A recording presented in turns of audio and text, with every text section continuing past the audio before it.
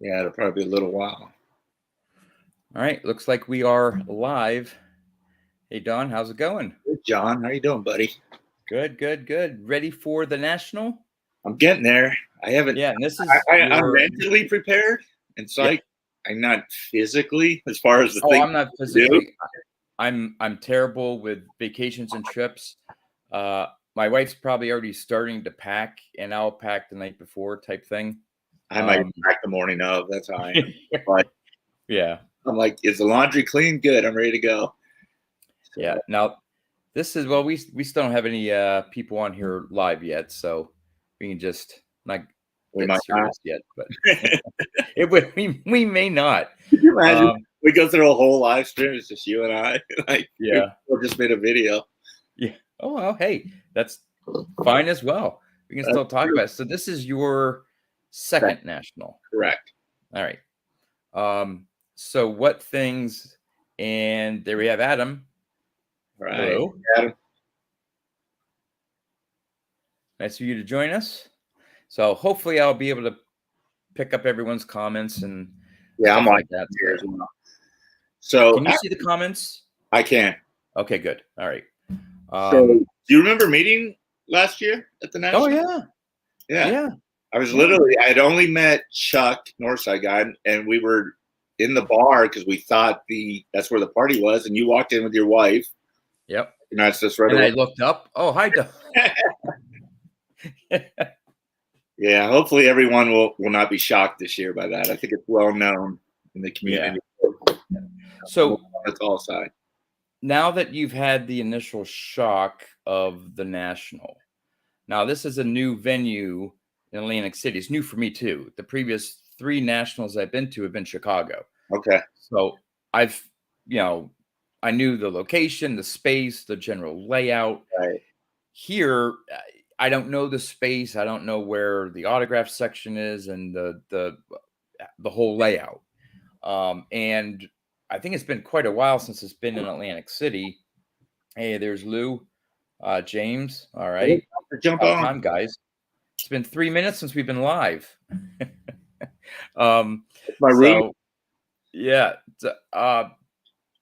so I think the first day for me, even though this will be my fourth national, it's just getting a sense of the environment and just looking around and explore the layout, if anything, if not the booths. But is there anything that you particularly are going to, now this is your second one, first one under your belt. Is there more things that you're going to be comfortable with, or still some things you're going to be Because looking it's out a for? different place, it's going to be just as it felt going into Chicago's.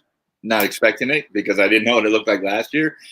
But I had not physically met anyone when I walked into the National. And I was literally there 5 minutes before I ran into Chuck Northside guy. And I just done Hobby Palooza with him and George maybe a week or two before. Mm-hmm. So I didn't really know him that well. Where, you've been to Pittsburgh and we've spent a lot of time together and other guys. I think that's going to be a lot different. It won't be the first reaction of meeting his guys. And, last year I went up by myself. Mm-hmm. And this year I've got a whole crew of guys that we're going to go in together. So I think that's going to be quite different. Everyone said the crowd was so bad last year. It didn't bother me because I had never been to one. So that's all I knew. Yeah. Like, okay, this is how it is. That's fine. And I also noticed, like, I've heard so many people say, oh, you can't even get through the room in a day or two. But, like, I'm looking for very specific things. So I was able to pack a lot of tables. Yeah, I was the same way. Some people say, geez, even if you're there, 4 days, you're going to struggle to see everything. I disagree. I disagree as well because I'm focused on vintage. So it's like modern, raw. So it's like it may be one after every 5 tables that I may even be interested in looking to see what they have. And so one thing I might do a little differently, because I was strictly looking at Grady last year, and I may look at a few more of those old guys raw tables this year. It's okay, Henry. Left-handed glove. But I might look at a few more raw dealers just to see if there's some of the stuff that I haven't been able to find.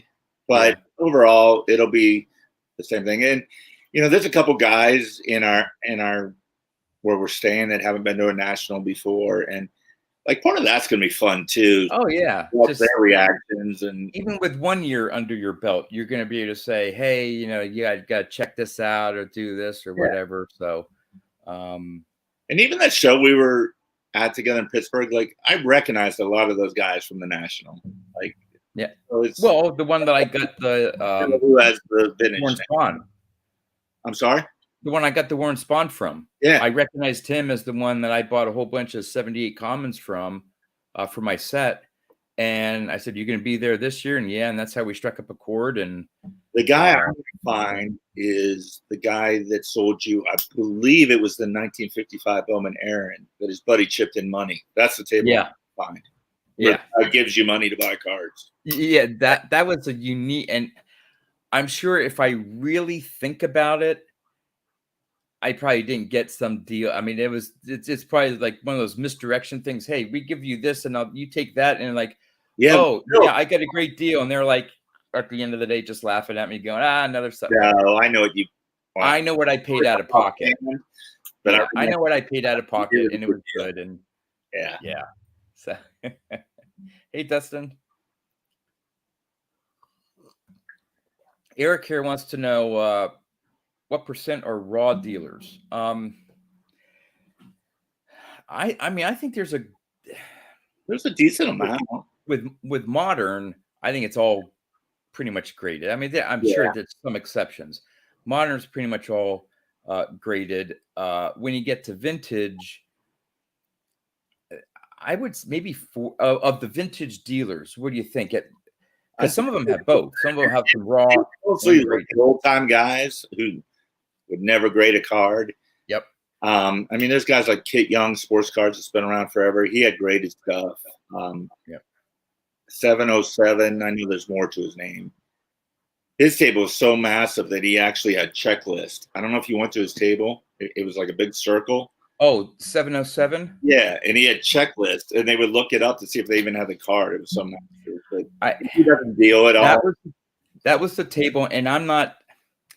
I mean, I'll look to see what he has because I mean his inventory is just amazing. I think he's a Philly guy, right? I think. I'm not sure. Not. But he had a 1968 Yastrzemski. I think it was a 68 in a 7 or something like that. It was a nice looking card, well centered and stuff. And I think he wanted $100 for it. Maybe it wasn't. Anyway, whatever the grade was, I think he wanted $100 for it. And I looked it up, hey, what's the recent comps and stuff? And they were selling for like 65. Maybe it was I don't know, but whatever it was, the comps were around 65, and he had it listed for 100. So I went up, and he was like working on some cards. So there was one of the assistants, and I said, "Hey, can I take a look at the card?" And it was again nice, sharp, well-centered card. I was really interested in it, and I said, would you? I was even based on where his price was. I was even willing to go like down to comps just to get. So I'm like, hey, the card's been selling for around 65. Would you take 65? And she goes, well, let me check. So she goes over to him and we'll whisper, and she says, no, sorry. I said, well, what's the best you can do? $95.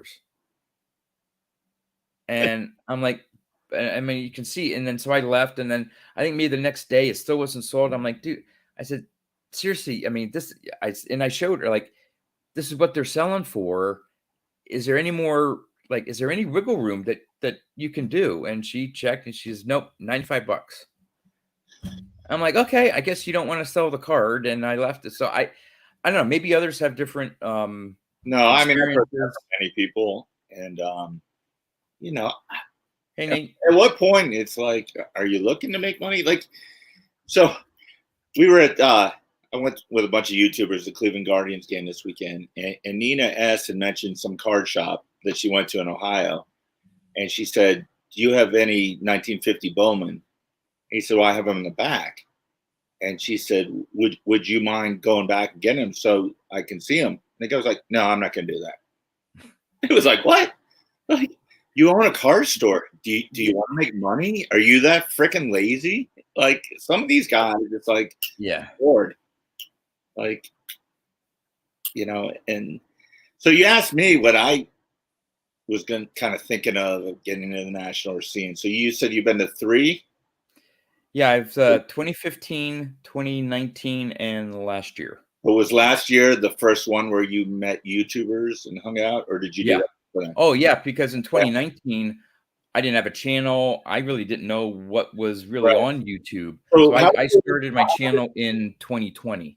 Yeah. So how did the experience differ? Because to be honest, if I was not on YouTube, I don't know that I would fly out to Well, I'm driving, Yeah. but driving out to Atlantic City by myself or Yeah. Well, I was somewhat by myself and someone not. There was a fellow oh yeah, you Boggs were collector watching. Okay. who was working for the blowout table, and another Boggs collector that came out, I think, set up a table to sell some stuff.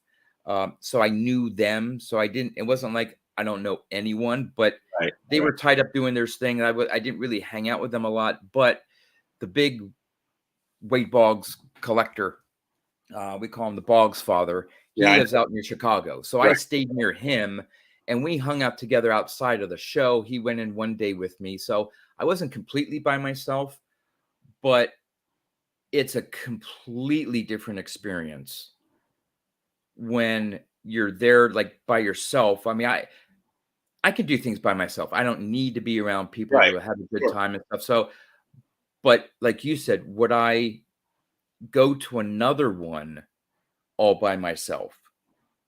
I don't know. But it's just like last year's national was just so special because of all these, you've got Jason here. I mean, all these, YouTubers and stuff that, again, some of them, Drew said, hey, he can't make it to this year's national, but, there's going to be and I think a decent number of new people that I haven't met in Right. person. So that's going to be a lot of fun. Well, you know what, John? I honestly thought it was on my bucket list of things to do. And I figured I would go last year and I would get it out of my system and check it off and say, okay, I went to a national, I'm good. Yep. But no, it's Yeah. like I got to go again. And, God, I hate saying this because it feels like a broken record about the cards because everyone says it and it's true. We can find these cards anywhere. Yeah. And at least I know how you collect and I collect. The cards we can't see, we can't buy anyways. So Right. it's cool to see them. And I Yep. hate sounding like a broken record about meeting people, but my God, it's so freaking true. Yep. Like the relationships, you and I've got to know each other outside of YouTube and Yep. other people in this summer. And I did a whole video on it the other night, the book I'm making, which you're in. Yep. Photos. It's like, it makes it so much more fun. Like my wife right now has a high school, actually grade school friend over tonight from Colorado. She's in town. And first of all, she's like, yeah, Amy's my wife, told me about your channel. I actually watched one of your videos. So of course my face is red, embarrassed, like, oh, seriously? But my wife goes, oh, go down and get on your podcast that's what she thought it was. She's like, I could care less about this. I'm like, that's my point. Yeah. All of us feel that way. I mean, maybe there's one or two of you on here that have friends, but 90% of us, that's why we do this. Because I don't have any none of us, coworkers or anything that have any interest in what I do. right? And again, for years it's been that. Now I have a group of Boggs collectors that we've been in touch for several years now, but it's a small group of like 5 of us. Yeah, look how it's grown. And so this is just blown. I mean, just the number of people I've met, interacted, saw in person, some I haven't seen in person yet. Nate said he's hoping to be there next year in Chicago. That would be awesome, Nate. And just, I don't know. On here, Mr. Fisher Bike. it's I feel it's like I know the almost to guy, the but I point. haven't. Yeah, it's almost to the point where the cards are secondary. Yeah. That even though this is last year was the first year that I experienced the whole meeting up with YouTubers and all that stuff. Just that little experience and being able to build upon that, it's almost going to turn less and less about the cards because, like you said, we'll find a card and I'm like, yeah, I could have found bought that on eBay at some point in time, and okay, maybe you can haggle and maybe get a little bit better deal at the show depending on the circumstance. Okay, you don't have to pay tax or shipping; it's right there. You can touch it. There Right. are Yeah. there are some benefits to buying cards at a show. You do see things that, like, I can't believe I'm holding a 1952 Mickey Mantle. Maybe for I some got to hold one, but in 20 was it 20? I can't remember whether it was 2015 or 2019. Some guy had a Honus Wagner T206 in a PSA 3, just in a regular display case. And I'm like, wow. I'm like, that is awesome. I was bored. I'm like, any chance I could hold it? yeah. Thinking like he'd be like, no, unless you're really interested in buying it. He's like, sure. So he takes out a display case and I'm like shaking. I'm like, holy crap. And I'm looking at it. I'm holding a Honus Wagner PSA 3. There was one at the National last year, but it was behind glass and a security guard and everything. right? So I flip it over and I think the asking price was $750,000, I think. Sounds about And right. so of course I took a picture of it, like, look what I'm holding. And I think it turned out that he sold it, maybe not for the full 750 at that show. And I actually at one point I looked up the serial number and traced the sale on PSA, and it sold, maybe it got 600,000, and then they were later sale. It's more than, like, it's well over $1 million card now. Yeah. Did I'm sure you saw it, all the T206 Ty Cobbs with the different backs. There's like 20 of them there. Yeah. So when we say, I don't want to make it sound like the show sucks and the card sucks and it's all about seeing the people, because it's all awesome. Yeah. I'm not going to see, even if it's in a display case, you're that close to a display case, a dealer's case that may have 2 or 3 52 tops Mickey Mantles, followed by 2 Willie Mazes, followed by a Eddie Matthews rookie, and then you get into, oh yeah, and I also have a couple 51 Bowman Mantle rookies here in the case, and here's a couple Aaron rookies. Well, that's the crazy thing. You think in 152, the guy might have 8 of them sitting there. Yeah, and you look at the case and you're quickly doing the math, and you're thinking, like, this guy's like has like $500,000 or more in his display case, like, right? And it's just jaw dropping. So, Nate says a PSA 3 Wagner sold for 6.2. Holy shit! I don't think it was the one I saw, and maybe the one I looked at was only a 1 or a 2. No, I can't. 6.2 million. One Nate bought, right, Nate? Nate bought the one for 6.2 million. Oh yeah, because he likes. Yeah, he has it buried in his Barry Bonds collection. So. But honestly, Jason said he saw a dude drop 40K cash for 2 PSA 10 Jordan rookie cards. Yeah. I was at what table? I don't know if it was the Kit Cards at the National Dawn. It was one of the first tables as you would go into the National. In that first little section there, he had some vintage Kit Card, and I was area. What? He was in that area. Okay, that it may have been him. Anyway, I was looking at, he had some raw cards, but he had a few graded cards. And I just happened to look over, and this guy had a little bit of a bag satchel or whatever. I don't know what he was buying, or maybe he was buying something. And he just started taking out stacks of $1,000 or something like that. And it was just stack. He must have paid at least $25,000 for something, and he was just taking stacks out of this. But keep in mind, I mean, there's a ton of that, but don't be intimidated by that. Oh, You, yeah. you can go in there. There's something for everyone. Yeah. And I've kind of been following your lead lately on some 70s cards. Been picking up a lot of 6.5s. Like, I'm kind of looking for that stuff.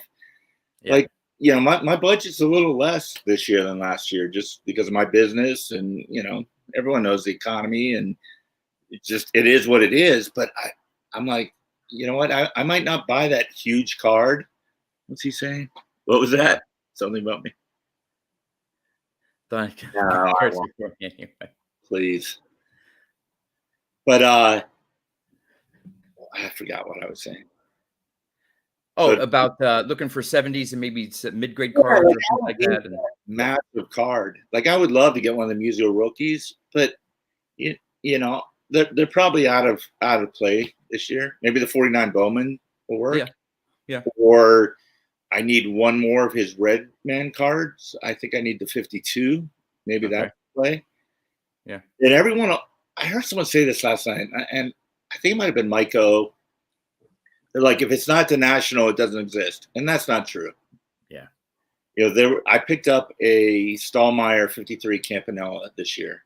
That was on my list at the national. I'm like, I'm going to see a ton Yeah. of them, and Yeah. I didn't look at the pop report. I didn't realize there was only like 20 of them. I didn't see any of them. Yeah. But the one thing I will say, when we were talking earlier, like, you can see all the tables going back the second and third day, more detail. And one thing that I didn't realize that people told me, they're like, everything is not in their display case. They keep rotating it. Yeah. There's a guy that Mike Monahan's had on. I think his name's Craig or Greg. Okay. Booth there. And I was looking for a specific card for my Negro League to Major League set. And literally the booth before his, there was one there of the card I was looking for, and it was pretty beat.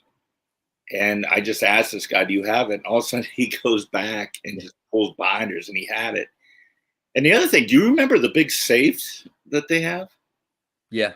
Like, that's incredible. That blew me away. These people have these massive safes that they either rented or brought in to store these Yeah. cards overnight. It's just, Yep. it's It's an experience. Again, it's sometimes beyond the cards. And hey, I'm going to be looking for cards. I'm hoping to find some stuff. Again, is it but stuff that God, I if you wouldn't be able to buy, find on eBay? No. I don't mean to interrupt you, but if you didn't buy one, but I'm going to. But if you didn't buy one card and you hung out with all us, you would not say that was a wasted trip. Absolutely not. It was great, and so would I, and I think all of you would. You may not realize that, because I thought it was all about the cards going there. Yeah. And I got some awesome cards last year that I'm thrilled to have. Yep. Man, I've said this so many times in my videos, and it's kind of dorky. Like, Jake's staying at my house one night. I told my wife we're gonna have a leprechaun in our basement, and I've never met him. Yeah. It sounds creepy. Yeah, this dude I met on the internet is staying at our house this Yeah. week, and I'm going out to hang out with 40 dudes I've never met in Chicago, but I've talked to them on the internet. But it's not like that. Yeah.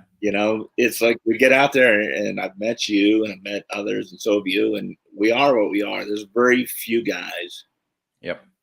that are different than what Yeah. their channel appears to be. One of the things that I'm going to have to make a conscious effort to do is, while I'm walking around, since again I'm not going to be as familiar with the show layout, Right.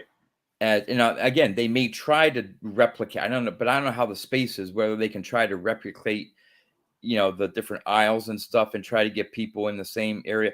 Right. But to try to make a more conscious effort to, if I see a card and it's not displayed, ask the person what table number, and write it down. Oh, I saw this card here at booth the number whatever. Because while Did I have a pretty good visual memory, like, oh yeah, it was on this aisle, it was over here, and like the third table. I mean, I can remember, but sometimes it's not perfect, and I find myself walking around in circles saying, I know it's around here Did somewhere. you actually? And I'm laughing at what Drew said. You should feel how Jake feels about staying at your house. But I'm one of those guys. If I see a card that I feel I want, even if it's a modern, and maybe this is bad. I don't mean modern. I meant earlier or later vintage, like 70s. Right. Yeah. Yeah. I buy it right away. Yeah. Like I don't wait. And maybe I should look around more. Well, So that I mean, there's something to say that if you find a card and you can work out a price that you're comfortable with, one rule of thumb is, hey, take advantage of it. You got a card, you got the deal that you want. well, that's how, Um, like they weren't rare cards. I knew I'd see Yeah. 20 more of them, but it was like, Yeah. I like this card, and that's a really good price. Like, why not? And Yeah. let me Yeah. move on to the next card. My problem is it's getting started. Once I buy that first card, it's easy. But I know last year I didn't buy anything Wednesday. I may have just gone to that guy with the 78s. And bought some stuff for my set. Okay, I spent a little bit of money there. Vince is right here. There is a layout, but for me last year, I didn't know any of the guys, so that meant nothing to me. Yeah. But this year, I got some of the cards and I know who I bought off. So you're right, Vince. That is nice. Right. But maybe for unless you know what nothing. booth number they're at, right?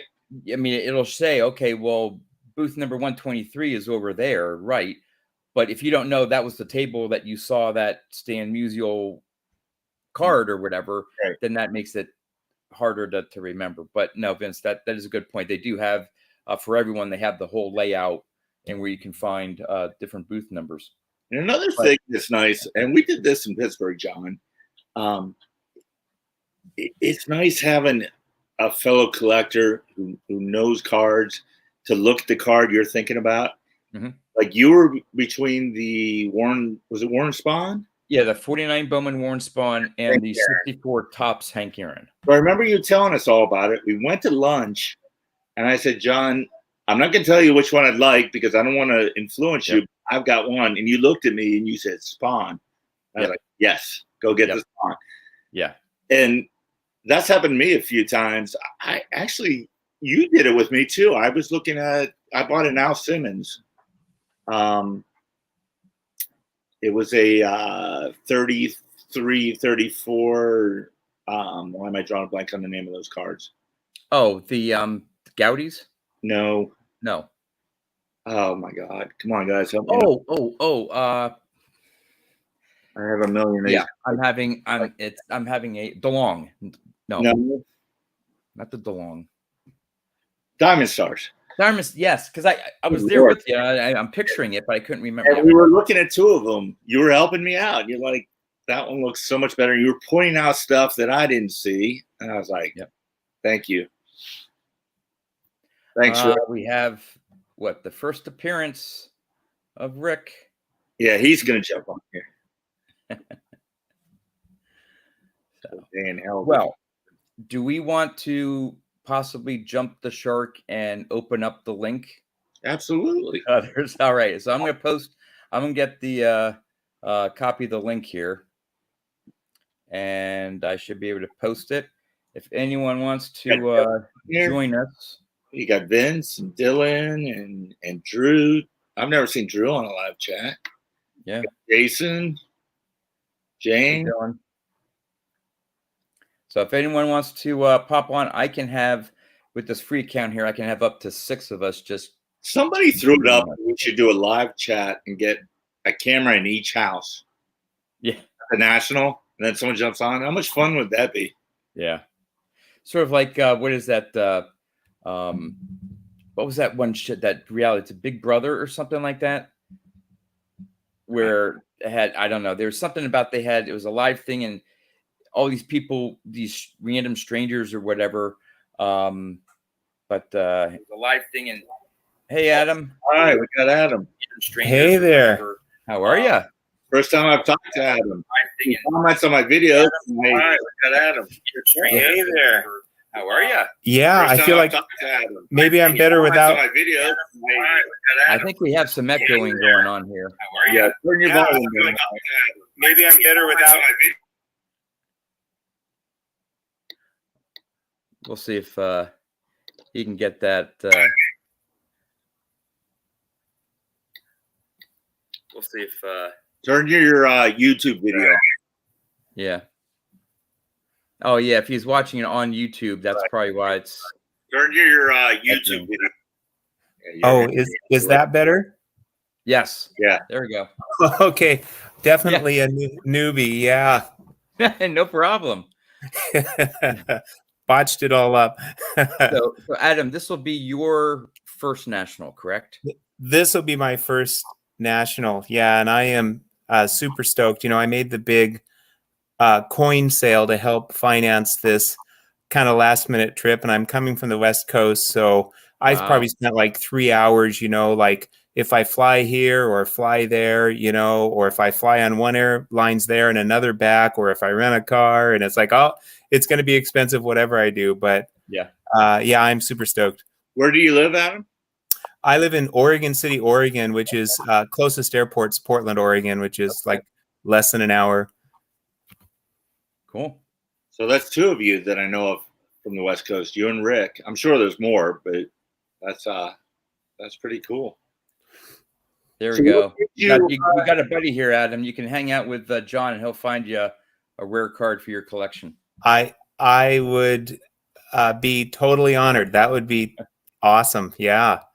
Of course, every card that John gets is a rare card, right, John? John's not that cool. It won't be as fun as you think. Yeah, but we can wear some tank tops together. So there you go. There you go. Now John knows his stuff. Oh yeah.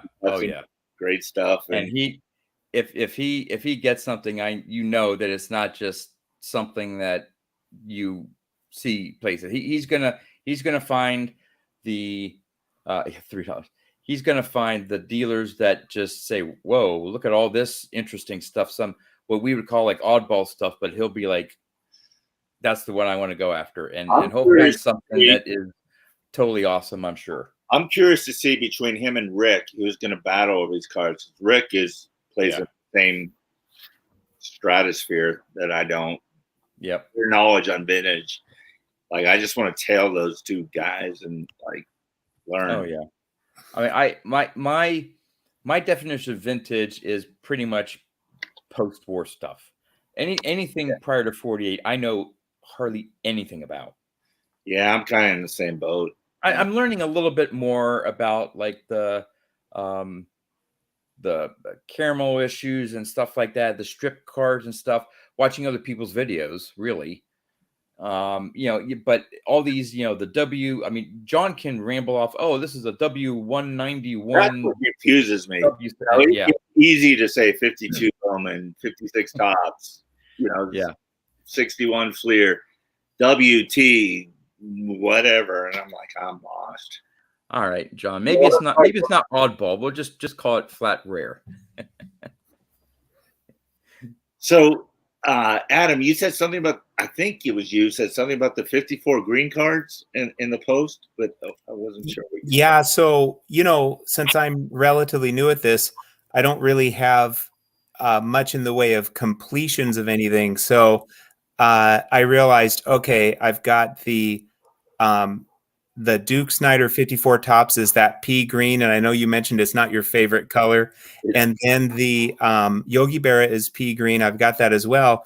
And I realized if I get the Larry Doby, I will have completed in your honor the 54 tops pea green Hall of Famers. There you go. You just said it. A set is whatever you want it to be. You just made a set of the 3 green cards. No, I'm being serious. You're laughing, but some people rules, do what you like, and that's cool. Like for the T206s, there are, I think, a few that are horizontal. I think it's the T206. John, I'm sure you can chime in here. But some people just collect the horizontal. They just want all the horizontal cards, and that's a unique small aspect of that huge set. And for me, and I don't do every year, but the sets I do collect are Hall of Famers, and I just collect the guys that were physically playing in those years. and not the guys that were managers that were Hall of Famers, and not the guys like Tommy Lasorda, who was playing in those years but became in the Hall of Fame as a manager. Yep. Just a personal preference, and I think it comes down to cost too. At one point, I'm like, okay, I'm just going to buy these guys. But I think that's really cool if you just collect those 3 guys and say, here's my set of 54 cars that Don thinks sucks. Yeah. Well, I like the pea green, so we can do some sort of a trade. I don't. Once my cars are in my collection, they kind of stay. So even if I don't, same here. Well, I'm heading where you are because ultimately I do want to have all of the 54 Topps Hall of Famers. I haven't figured out whether that's going to be the non-playing days cards as well, but no rush. Yeah, there's some great cards. Not an easy or cheap set because there's 3 huge rookies in it. Yeah, you've got Al Kaline, Ernie Banks, and Hank Aaron, and then 2 Ted Williams. But you, Adam, you beautiful Anna Jack. One of the 2 Williams, right? Or do you have both of them now? I had the number 250, the yellow. Okay. And then the number 1 was one of Mike Moynihan's recommendations when I asked him for recommendations. So I have that as well now too. So that's kind of a completion, of sorts that I have. I have the bookend Ted Williams from 54 Topps. Yeah, I don't have card number 1, but I have the 250. But that was one of my bucket list cards at my first national. A 52 Topps Ted Williams number 250. And a Christy Mathewson Dark Cat T206, and I got both of them. Oh man, can you throw Drew off here? I thought I liked him. Now he's saying I'm talking about Jake. Screw you. No, I'm kidding. So I'm going to the national with, and I concur with what was said earlier. Like, I would like to come home with a card to say that, and I'll probably come home with more than one, but I'd like to come home with at least one card to say that I picked something up at the national. But if I didn't, it wouldn't be the end of the world. It's really about connecting with, people that have this similar passion. But I'm going in with I have some, there's a lot of cards I'd like to have. And since I'm starting out, the world is my oyster because there's a lot of cards I don't have. So I don't have any set card that I'm going after. I'm just sort of, going to let the card or cards come to me. So is that like a really bad idea on my part? No, because Adam, I started somewhat. I did have some vintage cards in my collection, but I didn't really decide to start building a vintage collection until about 2 years ago, right? And I was in your same position. I'm like, there's so many cards I'd love to like. Do I go after this one or that one, or which do a certain player or a certain year? And I started off by saying, let me just concentrate on the Hall of Famers of a particular year. 78 is my set. So I started to try to get all the Hall of Famers from the PSA registry for 78. Then when I started hitting a couple roadblocks, I went to 79 and then at 80, and then I added 77. But then after that, things just blew up, and now I'm doing searches everywhere. And if a card catches my eye, that's how I came up with my 1950 Bowman Yogi Berra. It would not have been if I was concentrating on certain years and saying I want to focus on the Hall of Famers from, pick a year, 74, whatever. That would not have gotten on my radar. But I was just either I saw someone's YouTube video and they had a Yogi Berra card or something. I'm like, oh, well, let me see what Yogi Berra. It was you. Okay. I don't know. It could have been. I don't know. But I came across this listing for this 50 Bowman Yogi Berra. And I remember when I saw it, I'm like, oh, I've always loved that card. I don't see it very often, but I always love it. I'm like, hey, I may be able to go after this thing. And I was able to get it. And I am so glad that I've been able to add that card to my collection. But if I was super focused on, say, the Hall of Famers of a certain year, it would not have even been anywhere on my radar. So at the National... Could you say that again? My apologies. Nice. All right. A little Siri sort of photo bomb, video bomb. So, yeah, when you're at the National, again, if you want to have a card or cards, like a couple of them in mind, sure, and you can look for it. But chances are you're going to go by a display case and something could very well catch your eye, and you may go, wow, I love that card, and hopefully it's in your price range and stuff. And you may walk away with that card and without any intention of wanting to buy that particular card. So yeah, somewhat open mind. I'm going to bring a list. It's maybe 20, 25 cards. I'm not tied to those 25. I may not get any of those 25. I may get a ton of other cards. So yeah, Adam, John couldn't agree more. I think I bought 7 or 8 cards last year at the National. Out of those 7 or 8 cards, I only bought one that was like targeted, like I want to get this card. There was a Clemente Daisy Juice. I know John knows this. It was like a redemption card. I didn't even know about it. It was like a $40 card, and it spoke to me, and that's what you're going to see. So, and if you see it, you like it, and it's a good price. Who cares if there's 100 of them in the show? Pick it up, just get it, and then move on to the next card. And the one card that I was really looking for, there wasn't a ton of them. And at first I was kind of like, oh, I don't know if I bought a great card. I love that card now. And I waited. That is a card, I'm kind of contradicting what I said earlier, that I don't wait to buy a card, because I saw that card and I didn't think it was in the greatest condition. And then I didn't see any more of them. So I went back and I really looked at it and said, for the year and the price, it's really not that bad. And so I bought it, and I'm happy. So, yeah, you don't have to have a concrete list. It's Kirk's talking to him. Jeannie, I'm not giving you the code, dude. No, I'm just I think I swear that if you hear these group of people, we're getting an Airbnb, we're doing this together. Yeah, we all hate it.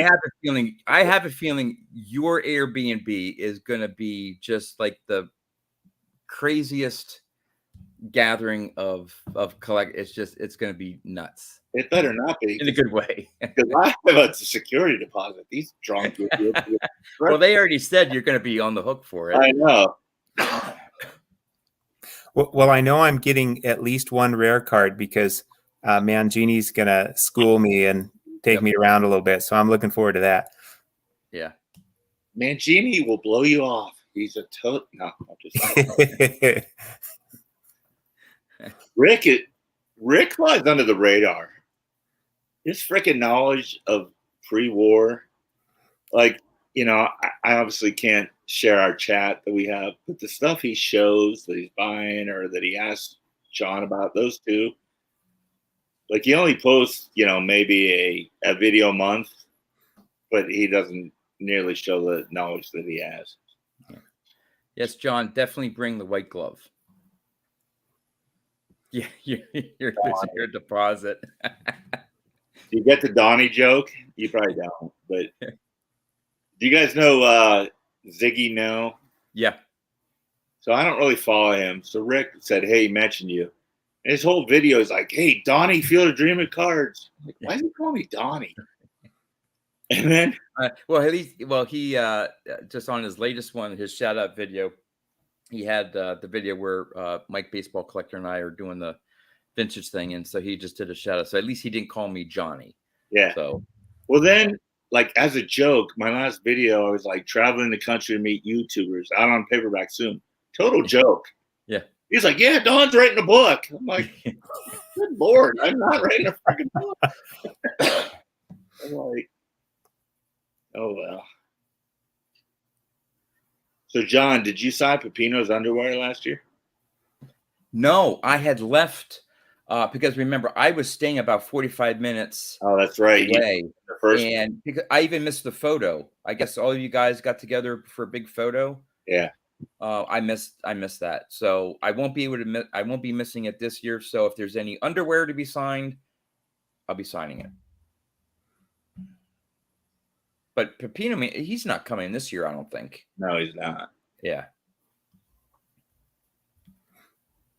So Rick's talking about my deal here. This is going back to holding cards that you never thought you would hold something.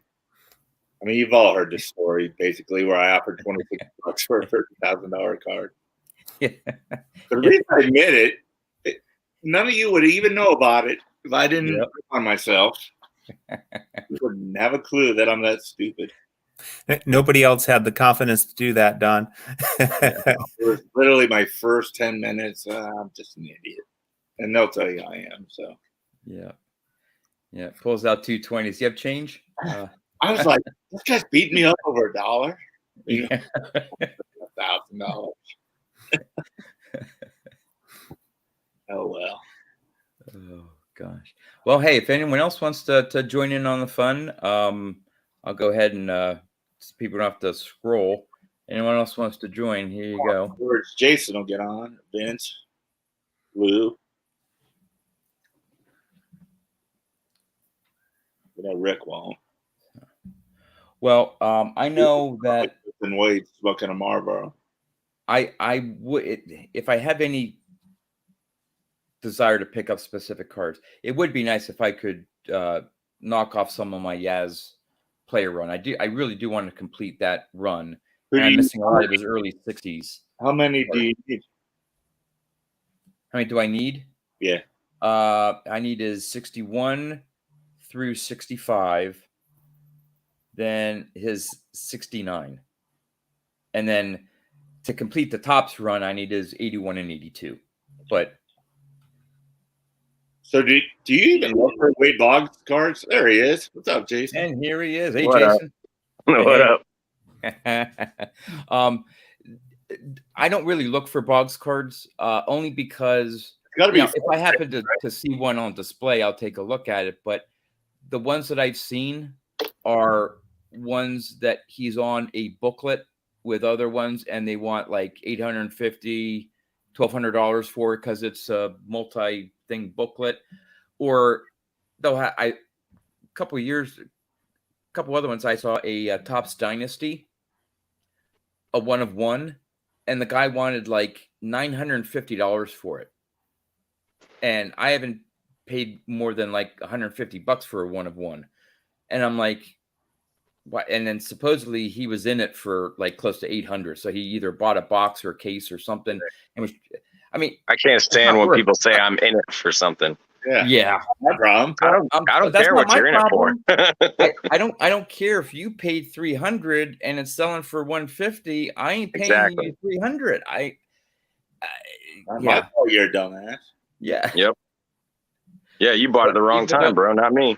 Well, that's of course the talk. Obviously, this isn't the first video here about talking about the National and what deals are going to be made out there, and are dealers going to try to make good offers. It will be interesting to see if some are willing to just say, hey, I need to recoup cash. I need to turn over this inventory and maybe take the cash and put it towards stuff that I know I can make money now, given the current pricing of cards. Or do they hold on and say, no, I'm in for it for this much and I need to at least break even? Because I think those break even dealers, they're probably not going to sell much. No, I wish I was going this year too, but I think you're going to see a fair amount of guys that are trying to recover some for their cards, because it's not going to go back up to what they paid for it a year ago. But you're going to also have those old timers, or maybe not, maybe the young kids too, that are like, I'm not selling this for less than what I paid for it. Yeah. I think the majority, I think, will be the deals. People want to make deals. Yeah. Curious It's a short-term versus long-term mentality this year. I'm sorry, John. What did you say, Don? I'm curious to see if, last year there was a ton of kids with Pelican cases and trade nights. I'm wondering if that's going to be as prevalent this year. I don't know. So, Jason, I have a question. Like, I know I think you're in the Tampa area. I know you're in Florida. Yeah. But you're a Red Sox fan. And I don't know your history. So, did you grow up in New England or No. parents, or what's the story there? So I'll confuse you a little bit more too. I was born in Iowa. Okay. So Okay. obviously no professional teams. My dad was always a Yankees fan. So as long as I can remember, I always tried to act like I was Carl Yastrzemski when I was batting, Okay. all the way back to like 6, 7 years old. So I always was a Red Sox fan, and it drove him bonkers. Right. And so it stuck. And I was always either Ted Williams or Carl Yastrzemski batting, acting like that. No connection to New England. It was just No, I want nothing at all. it off. So, Yeah. so that was your rebellion, Jason, acting like a Yeah. Red Sox fan. Yeah. I wasn't a horrible kid, I guess, until I got to my teenage years. All right, that answers it. Yeah. I get that same question from a lot of people. But maybe he lived up there at one point when he was really little, or his grandfather was a Yeah. family lived in Florida. Okay. Yeah. It's funny. People always, I don't know, about 4 or 5 years ago, I got a care package from a dude that I just met, on Tube. And it was all Rays cards, Tampa Bay Rays. And I was like, oh, these are great. Thank you. I just, I'm a Red Sox fan. And he was like, oh, I thought because you lived there, you were a Rays fan. And I said, well, I do like Longoria, but, that's about it. It was the assumption. It was funny. Yeah. Oh shoot. I was gonna. Yeah. Filthy Red Sox fan. Of course, James, you would say that. I mean, that's. They'll be jealous. Lou always busts my chop too about being a closet Yankees fan because of the mantle I just picked up, and then a couple other the Reggie Jackson autograph. I just like Hall of Famers. Yeah. So it seems like on eBay, and that's mostly where I have shopped, even though I realize there are other venues. It seems like there's like some great cards and prices are a little better. I mean, is this what happens before the national, where things start coming up on eBay that, hey, that's looking good, right when you're trying to save your money for the national? Yeah. And you know what? I bought 3 cards. I went in 2017. I've only been to one national, but I bought 3 cards on eBay while I was sitting in the lobby of one of the hotels because they were like 30 or 40% cheaper. Nobody was looking at them. Yeah. Yeah. I don't Wow. Maybe Jason, it was you on something, or someone else said that the time, or maybe it was Mangini mentioned it was Mangini, yeah. That was saying that like right before and right after, because of course everyone spent all their money at the national, that you don't get a whole lot of people bidding on cards, and even like you said, Jason, during the national. So I mean, I'm still gonna be looking at listing, daily listings. I'm not gonna be walking down the aisles like but I'm definitely gonna look for opportunities. If I see something pop up, I may be able to get a deal on it. Yeah, if there's a card you're looking for and you get it cheaper on eBay than at the national, who gives a shit where you bought it? Like, I get what's the word I'm looking for? The sentimental value of buying something at the national, but when it really comes down to it, like, you just want the card. My biggest, I don't want to say worry, but in terms of the cards I'm looking for, generally speaking, are just looking at the shit you buy, John. You're good. I know, but they're mid-grade copies. And I remember going to going by booths and seeing the cards that I want, but they're in, you're talking about a 62 something in an 8. I'm like, I don't want the card in an 8. I want it in I'll be fine with a 4. Yeah, I don't know how many mid to upper low graded cards there's going to be. I think they're going to try to be putting their heavy hitters, the 7s, 8s, and 9s of these vintage cards on display. Now, like you said, Don, though, they may have lower grade copies in the back that they're just not putting on the display case. So I may have to ask, hey, do you have any lower graded copies or something? But that's my biggest worry. That is a good point. I think I offended a guy last year because I was like, your stuff is too nice. Like, I think you thought I was ripping on him. I was just like, too nice for my budget, man. Like, your stuff's great. I can't buy any of it. It was the same thing. I was looking for a common card last year. It was a 53 Bowman. And same thing. I wanted it in a 3 or 4, and the dude pulls out a freaking 9 out of his ball. I'm like, okay. Like, no. Too high. So I sent a few cards to Bart for a PSA submission, and I was texting him back and forth. I don't have unlimited income. I can't send in 400 cards, and I sent him pictures of a couple cards, and one was a Clemente. It was a 69, and has a little bit of on the curve. The ink is missing. I'm like, man, I don't know if I should send this. He goes, "Is it a Clemente?" I said, yeah. He goes, "Do you have one?" I said, "No." He goes, "Get it graded." I was like, okay. So I sent him a text for a Hank Aaron from my 67. He's like, "Is it a Hank Aaron?" I was like, "I got you. I'll just get it graded." Get it graded. Yeah. I mean, again, if it has nice general eye appeal, yeah. I'm interested in it, and that way I can actually maybe afford to get the card. Yeah. So yeah. Man, this lighting really makes me look a lot more bald than I am. Yeah, me too. That's bad. God. That's great. I got like this skunk thing going on here. But at least it's there, brother. And I'm you got a lot more than I do. More than you. I think I wear too many hats. I'll go with that excuse. Yeah. Yeah, I just kind of keep, because when I collected cards in the past, I had never collected vintage. So I was in the world of like, 8s and 9s for the most part. So I've just been working my way down the grades. It's like, hey, those 5s, 6s, those are pretty good. Now it's like, well, the 4s, with the 3s, hey, there's some really nice 2s. I just keep working my way down. Heck yeah. It depends on the year, how old they are. Yeah. But like I said, I think I saw it on Facebook or something. Some guy mentioned 6.5, and I started looking at them, and I bought a few recently. They look fantastic because it's 6, 7, but the price is so much less. Oh, and sometimes great cards. And if you do a search, and if people are doing a search, if they want a whatever card in a PSA 6, and that's all they're searching. Yeah, they're not. They may pass over one that's a 6.5.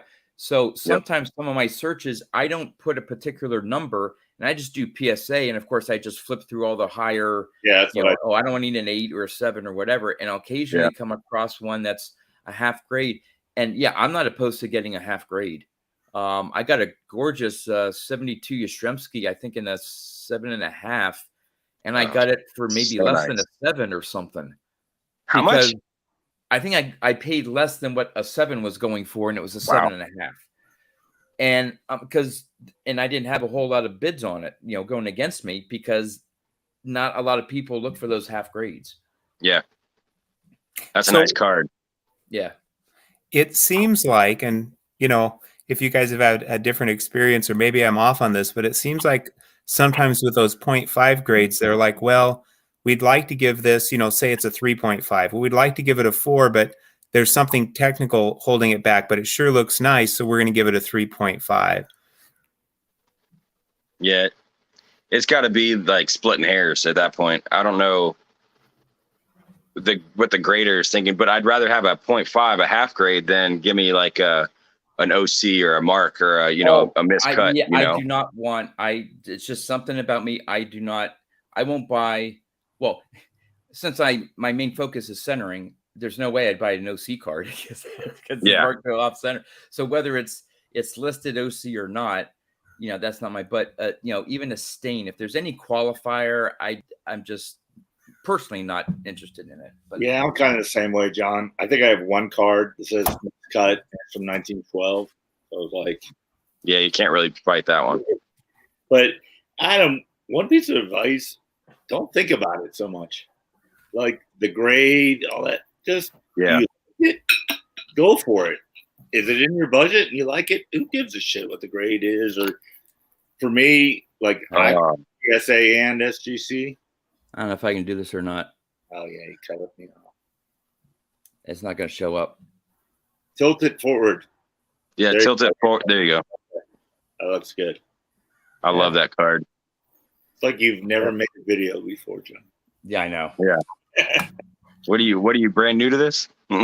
I guess. Yeah, Adam, I would my name is Jason, by the way. Nice to meet you. Nice to meet you, Jason. I would definitely listen to what Don was saying. Go for the card. totally ignore the flip. In most cases, if it's a SGC or a PSA, just go for the card. Don't look at the flip. Don't look at the number. Just if it's a well-centered, good registration, and then look at the top, and say, okay, well, this is a 4 and it looks this good. You could surprise yourself at what you think looks good and what it doesn't. So I've seen some really crappy 7s and look at my card that I want to get graded. And I'm like, mine's better than that. But then you're like, what were they thinking when they graded that card versus what they would think when they graded my card? So you might surprise yourself. So if like Jason said, if you're like me, that to me centering is more important.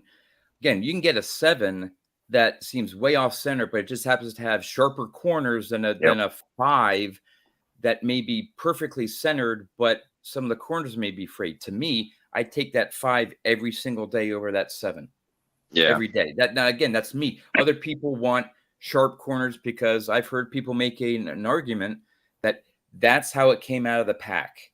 It was printed off center, and that's how it came out of the pack. So they want a card that has sharp corners that hasn't been damaged, hardly damaged from a pack, and that's what they look for. Yeah, and that's fine. That's how certain people enjoy the cards and the ones they want to look for. I got I sent a Ripken rookie in, man, maybe 4 or 5 years ago, and it's got a 9 OC. I'm like, just give me the 8. Don't give me a 9 OC. Give me an 8. Yeah, because it's a beautiful card. Otherwise, being a hair too far to the right, whatever. Yeah. Same way with my Robin Yount rookie too. It's a 8 OC. So SGC. Correct me if I'm wrong, but SGC, they don't give the qualifiers, right? They'll just factor in whatever the issue is and then lower the grade accordingly. Or they're changing that though. I read recently. Yeah, they're going to start doing it. Yeah, they're going to write if it's been trimmed or But I thought that was just for the authentic. For authentics. They were, So I don't know if they're going to switch over to again like an 8 OC. No, it's just on the authentics. It's basically going to give you a reason of why it's authentic. Yeah. Which I'm fine with that. I'd rather the card say a 6 than an 8 OC. Yeah, me too. And it to the point. I mean, I'm not going to do it with a Ripken, obviously, but the Yount, it might be good enough for me to just crack it and send it to SGC. With that 75 design, it might look better in the black, anyways. And maybe I'll get lucky. I'll get a 7, and it won't drop 2 full grades. Maybe I'll, But the Ripken, I won't do that. It's a card from my childhood. Well, yeah. That's just to have it slabbed. Yeah, exactly. That you don't really care what the condition is. It's one that now I have a 64 mantle that I got as a kid from a neighbor. And I didn't, it was flat up trade. He wanted some, I forget whatever cards. And I probably gave him more of my cards than I did for that mantle. But it is, I don't even know. It would probably just get an authentic because it is so far off top to bottom that you can start seeing the team name, I think, of the other card at the bottom. I mean, it's the full picture. And on the back, it's the full stats, and the corners are all it's not the greatest shape, but it was my first ever mantle. I don't know if I'll go through the cost of getting it. I mean, it's probably even in that condition, it's a 64 mantle, so it's probably worth like $75 or $100 still. But will I get it slabbed someday? I don't know. Right now, I just have it in the sleeve, and but it definitely would get authentic if you can see some of the next card being printed on it. Yep. But right now, PSA has the $18 deal. Well, that's if you. Well, I would under $200. You find somebody like Miko or somebody. Yeah. That's why I hopped in with Bart. That's only for what, max value of $199, I think. Yeah, but it's not worth more than that raw. It's raw value. But for that particular mantle, that would fall into that category. Oh, that's raw value that they're going by. Yeah, that's what Bart said. Oh, they're basing off $199 raw value? Yeah. If not, I'm screwed because I sent in a Mike Trout rookie. Okay. It'll probably get an 8 or 9. Wow. Yeah. but not an update. Thank God. I can't afford that. It's James the Bowman has a good- paper. Oh, okay. James has a good question. Whether whether any of us would actually buy, say, an expensive card in an authentic grade, if that's maybe the only way that we could afford it. Yes, I have a handful that I would do that for. Yeah, possibly if it was a really good deal. I mean, I would prefer not to, but Yeah, it If would it take a was special like- card for me. yeah, if I couldn't And- turn it down and it was a rare Yeah, or a card I couldn't afford any other way, yeah, I would do it. I Yeah. think for me, the more I want to say appealing authentic cards are the pre-war. You Oh, start yeah, getting into some of the tobacco cards and also an authentic. Yeah. That's absolutely fine with me to have an authentic, say, T206 or some other pre-war card. Once you start getting into the post-war vintage, there'd probably only be a few that. Yeah, I don't know. Okay, if I would take an authentic 52 mantle if that was the only way I can afford a 52 mantle, which I couldn't even afford an authentic. But again, yes, I would maybe do that and maybe a handful of others. But yeah, I kind of agree with Vince here, saying on certain cards I'd rather have a beater than an authentic. yeah, I guess it depends how it really looks. Like, what is it that made it authentic? Like, yeah. is it- If you had an idea that if they considered it authentic because it was a little off, undersized, or okay, well, is it trimmed? Would it make a difference if it was authentic because it was altered and someone tried to mark up, scratch or something like that, or if you knew it was trimmed and it was authentic, would that affect your decision at all? if I think the trimming would affect mine a little bit more, yeah, I think so. I mean, Yeah. I don't have. unless it was a card that was supposed to be cut off of a box. Like that's different. Yeah, You know, Yeah, like post serial or well, like that. Right. Yeah, those Yeah. authentics, no problem. Yeah, I mean, if you get a card from T206, and it's a eighth of an inch smaller than, or 16th of an inch smaller, you're like, I don't know. Yeah. But some beaters that are ones are going to be marked authentic because there's a number of creases on it, or the corners around it and it's got a crease on it. So it's like maybe it's just because it's beat up so bad, or it's got what is that stuff they used to use on it? Lacquer they used to use to preserve them. If those have lacquer, I mean, you're going to get it authentic, if they can prove it. Yep. yeah. So- I'm sorry. Go ahead. No, Yeah, you're good. my only authentic is I don't have very much that's pre-war, just a few cards. But my only authentic is a pre-war strip card, and I think it's just authentic because it was hand cut. But it's it's a Tony Lazzari, 1928. But to me, it looks gorgeous. W513. I didn't pay very much for it at all, but I ordinarily would not get an authentic, but I think it was just, I mean, it looks cut nice to me, but I guess it wasn't cut well enough to get Yep. the numerical. Yeah, I would have no problem with that card right there at all. Can you show that Not again, me. Adam? Yeah. Sure. Yeah, it's a nice card. Yeah. What And like year you is said, that that's a from? strip. That's a strip card. What is that? A 29? That's 1928. 28. It says W513. I could look. Let me see real quick what I paid for this. If I can get this thing to load.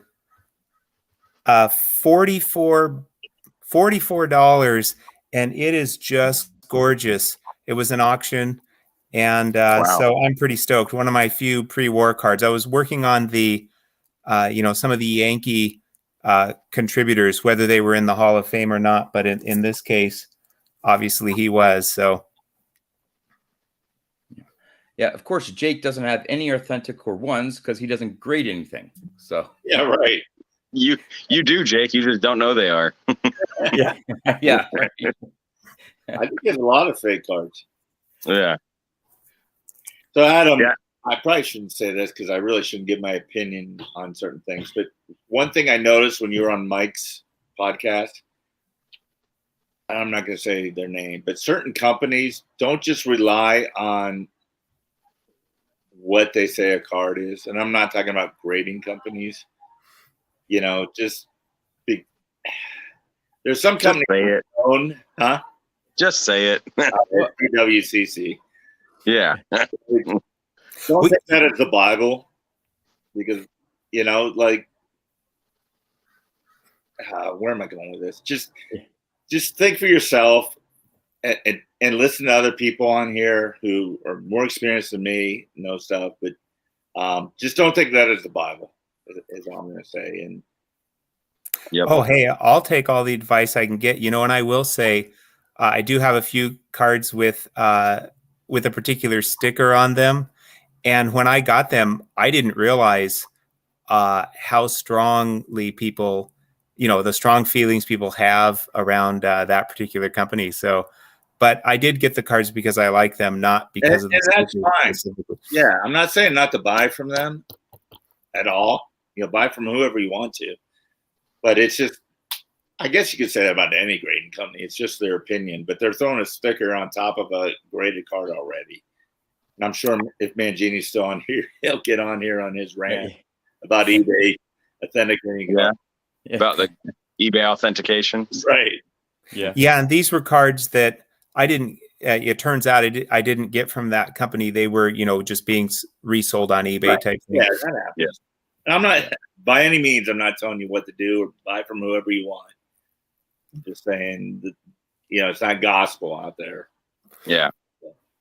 Hey, I want to hear people's thoughts, advice, because they've got, more experience than I do. So I appreciate it. Well, that's the beauty of this. It's great that you're getting on here because there's so much to learn. And I'm not just saying from us. There's guys, on the chat over here that I've learned so much from. And that's the beauty of it. Yeah. And when you're at the national, you can even unless the particular table is just crowded, but if you just chat up one of the vintage dealers there and just strike up a conversation of, hey, oh, do you have this card? No. Oh, that's too bad. Or I really like this player. And, strike up you'll learn some stuff even from the dealer side of, what to look for, this or whatever. And it's knowledge is going to be everywhere. You just have to find it and absorb it all.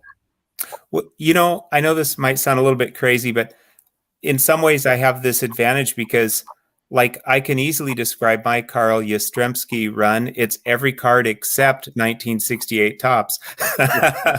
So, there's so many.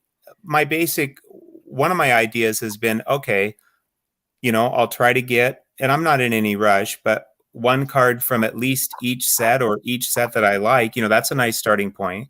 And then one card I like from each Hall of Famer, just, start with one card. Like I have one Carl Yastrzemski. It's really nice, the 68 tops. So that's kind of, a nice starting point for me.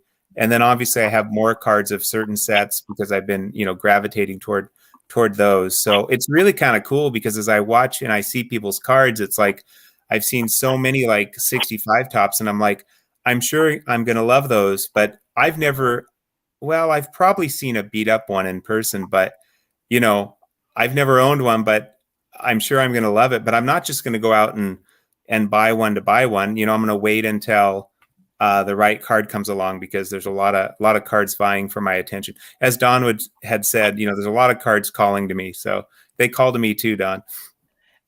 And collecting vintage, I guess maybe you can say it for anything that you collect, even modern stuff. But with vintage, it's a marathon. I mean, there's so many cards, so many different directions, so many things that you could collect. You're not going to get it all right away. But the more you pick up, and then every once in a while, pause and look back and go, wow, without thinking of it, maybe 6 months, a year or two later, look back and you'll probably find that you've built a nice, decent collection. So, yeah, and that's a lesson that I kind of learned, John, because I felt like it was a sprint. I was like, I got to go after this set. And I would pass on cards I liked from other sets because I got to complete this set. Yep. When I say set, I'm talking about Hall of Famers. I don't collect the full set. Yeah. And now I'm kind of like, yeah, okay. I like this card better than the one I need for this set. I'm going to go for that. I'll finish it eventually. Yeah, you get sucked into a FOMO type thing. Yeah. Real easy. Yeah. I will say, Adam, this is your first national? Yes, indeed. When you're at tables, I don't know if you guys saw my comment earlier, but I spent probably half my budget at the national I went to buying from guys that weren't dealers. They were just walking around the floor like us. And I was paying attention. The first one I made me think was there was a guy that had a Buccaneers autograph. I used to collect the Tampa Bay Buccaneers, and he was trying to trade. The guy turned him down, but I saw it on the table. So I kind of did a little creeper action and followed him. And I was like, "Hey man, are you selling?" And he's like, "Yeah." I said, "What do you got?" And I went right to that card. It was like a $50 card. He only wanted $15 for it. I was like, done. Yeah. Bought another one from him when I was going through it. And then I did that like 3 other times. So just keep your eye out for people that are trying to trade. And if you see something that catches your eye, just ask them. But don't do it right there at the table. Be, respectful to the dealer, but, follow them a little bit. Now, did you happen to come across any that were looking to trade vintage, or was it more modern stuff? And it was mostly modern. Yeah, but I think there may be some people there. I wouldn't be surprised if some people are trying to make deals and stuff with some of the vintage cards they had. Maybe trade up to a card that they want, so they bring some vintage that they don't really care for anymore, or have duplicates, and try to trade that for a card, a higher expensive card. And if their deal doesn't work out, maybe they are willing to sell that card for a decent price, and then they can use that cash then to help get the card that they're looking for. Yeah. Yep. Yeah. Well, I don't have a hard time, negotiating or offering comps or chatting with people. So thank you. That's some great advice. And also not to do it at the dealer's table. That makes perfect sense. Yeah. I accidentally made that mistake. I'm usually pretty good with, giving that kind of kindness to the dealer and just doing it away from the table. But this guy just had this, it just attracted me, and I went over to it. It was I ended up not buying it. It was a Ripken autograph, and it was from 05 Prime Cuts, which is my favorite set of all time. And I asked him flat out right there at the case, and the dealer started yelling at me. And I was like, a little bit of the butthole in me came out. I was like, dude, I'm not a 3-year-old. Like, don't yell at me in the public like this. And I kind of gave him some back. And I was like, wait a second, this is his table. I got to back off. And by that time, the guy had the card. He was gone. He was like, forget this, I'm leaving. And he just dipped out. But I was like, that was my fault. I ended up apologizing to the dealer. I was like, it's just a card that caught my eye, man. I just acted quickly, But I was like, that was my fault. I ended up apologizing to the dealer. I was like, it's just a card that caught my eye, man. I just acted quickly, But I was like, that was my fault. Somebody's got their speaker on. Yeah. Turn your video on. Probably feedback. You can turn off your video or something. Somebody's got their speaker on. Yeah. I have a horrible voice. Probably feedback. You can turn off your video or something. James. What's up? I have a horrible voice. All right. Somebody's got a video open. Jake, do you have your... No, Jake's on mute. What's up? I have a horrible voice. I hear the reverb too. I don't know. James, do you have the live stream going? No, I don't have anything going. That's strange. Well, we brought the two of you on, and now we got an echo. Classic. Just get rid of one of them. I don't have anything going. right there we go. Echo. Classic. Just get rid of one of them.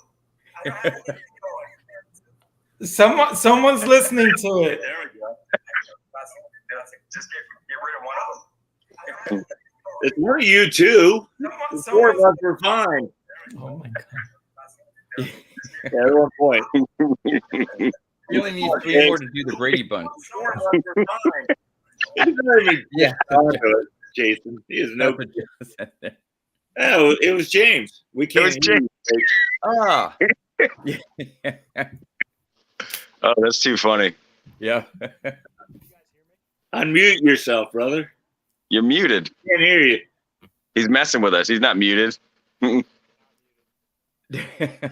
said, "I'm not muted." Yeah, he's not muted. I don't know. What the heck? He can't. You guys can't hear him either. No, I can't hear him. I can't hear him. He's messing with us. Is your volume down, or Is your mic turned on? Wait, check your mic. Mic setting on actual StreamYard, not your computer.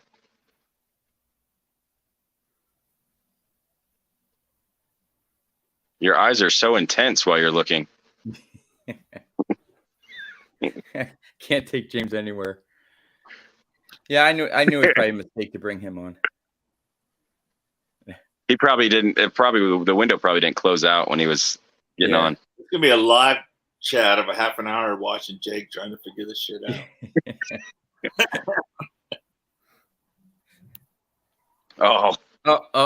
Okay. No, all right. So now we got. Let's see if this works out.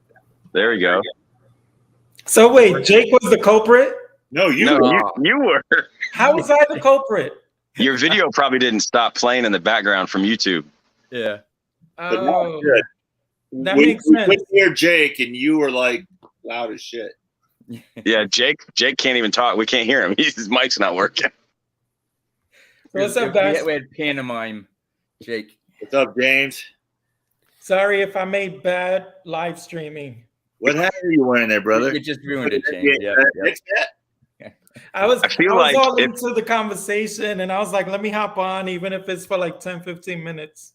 Yeah. Did you see what Lou just said? What did he? Where is it? Yeah. I feel like, and this is not a knock on Rick, this is just what I've always felt with anybody that doesn't do it. I feel like he'd be like this with going live. He'd be like, where's the mic? James?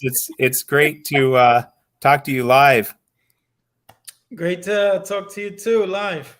And Jason also. I just figured out I could push the comments over here and actually see the comments. So I've been going comment list until now. James, is that a Knicks hat or Mavericks hat? No Mavericks. New York all the way. Baby. I said Knicks, man. New York, ride or die. Hey, I don't even understand. The Celtics are like way better, more successful. Like, you don't need to rub it in.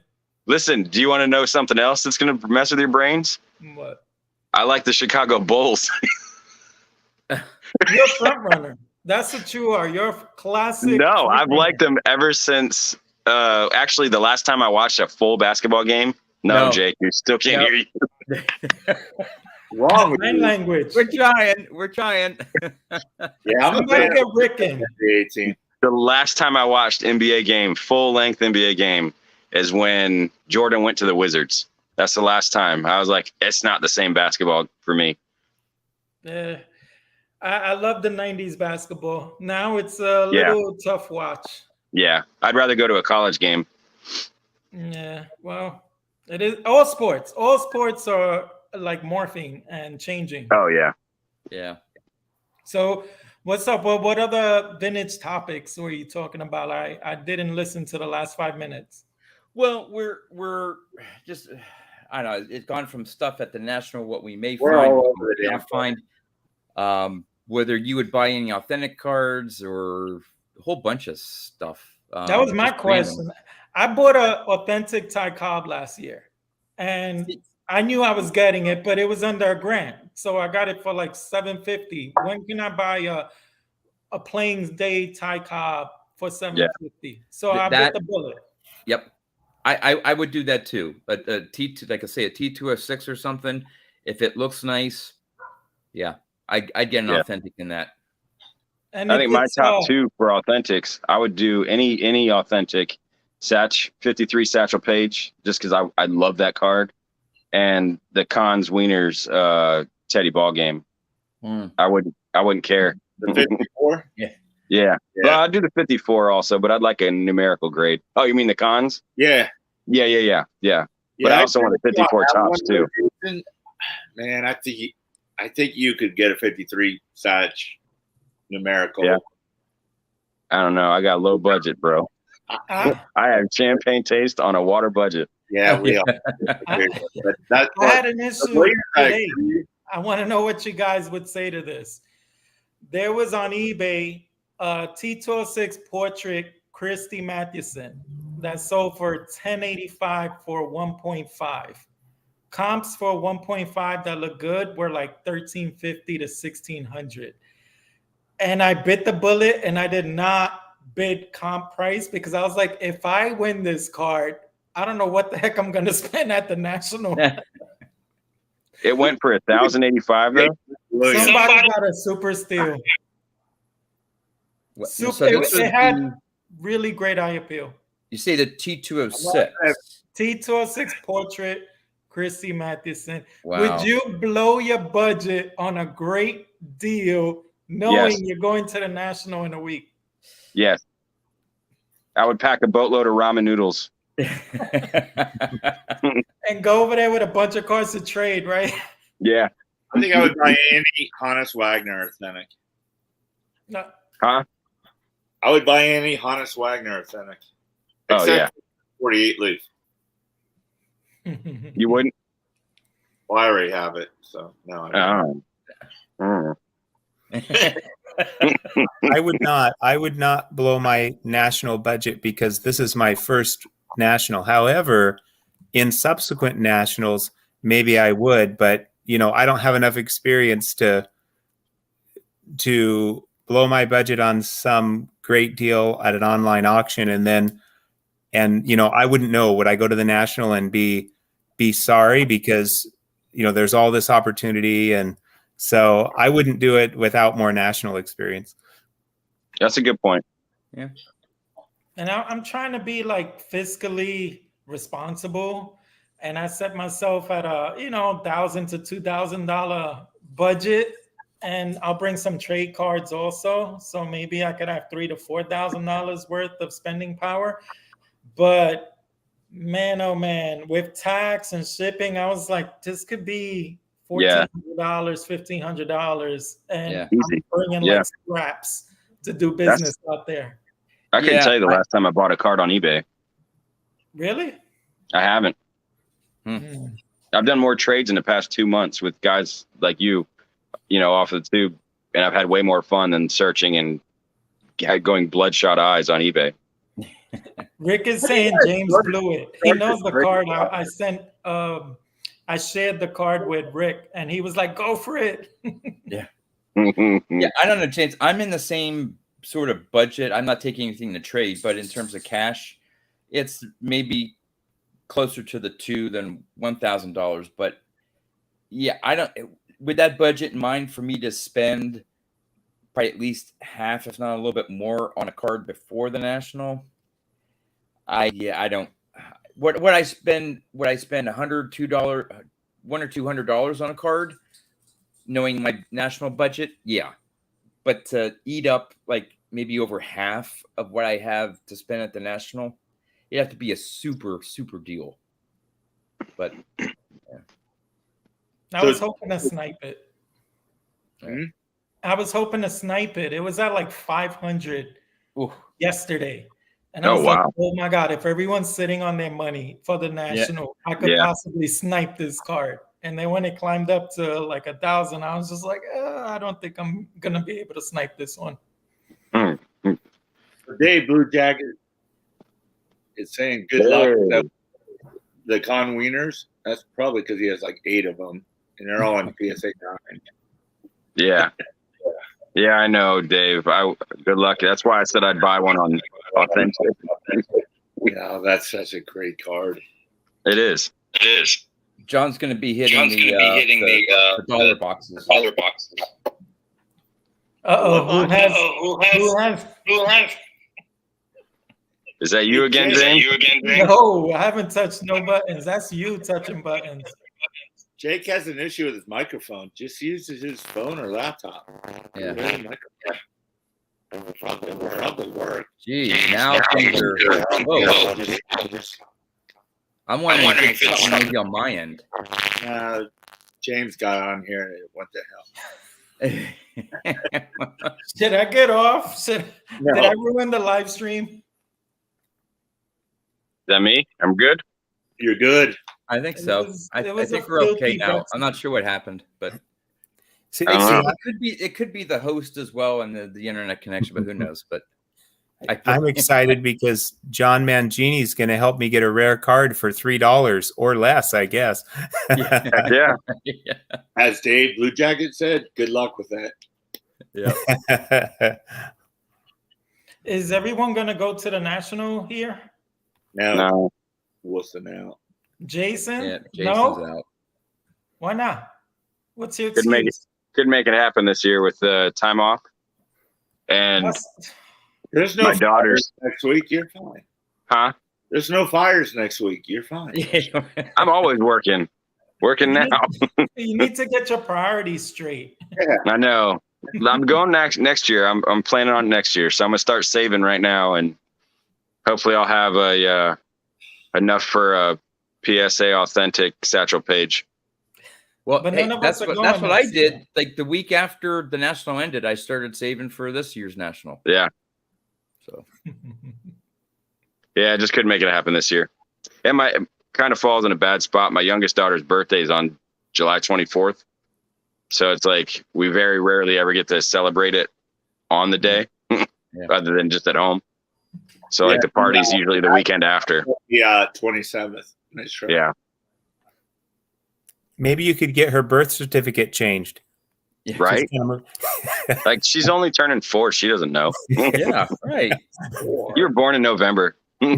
Say you were going over there to get her a present. Maybe I should take her to Chicago next year for her birthday. There you go. You guys would love her. She's got an attitude. So I teach college math. So I have a couple of hybrid classes where they meet on Tuesdays. So and they're optional meeting. But anyway, I told my students, moving it to Monday for next week. And then I also told them, help each other out online in the online forums, because I may not be checking much. And I said, if you need me to extend assignments for you, ask me in advance or ask me afterwards. So negligent teacher here, I'm basically just putting the national ahead of my students. Dude, Professor Adam, I failed this test. I I was going to say, go here. Oh, hey. instead of sliding him money, you slide him a card. Yeah, That's right. I take. So you're a cardboard professor then bribes. for college. Well, so I teach at a community college. This summer, I'm teaching differential equations, vector calculus. But we're not, our titles aren't professors. Students can call me by my first name. That's fine. Or Mr. Hall or teacher. But I was going to say you need to change your thing to vintage professor. Yeah, yeah. there you go. I'm still trying to figure out what the hell he teaches. Well, I can't do practical stuff. I'm in awe of people who have practical skills, whether it's electrician, plumbing, or whatever. But I can deal with this crazy theoretical stuff. So, Yeah. General contractor here. Yep. I was going to say you got one in the room. I look at a wall and I can see all the pipes behind it, just imagining, okay, that's probably running this way, that way. It Yeah. all makes sense to me. that's impressive. Very impressive to me, James. Well, I'm impressed by you. You could probably haggle your way out of a lot of deals at that show. I don't know about that.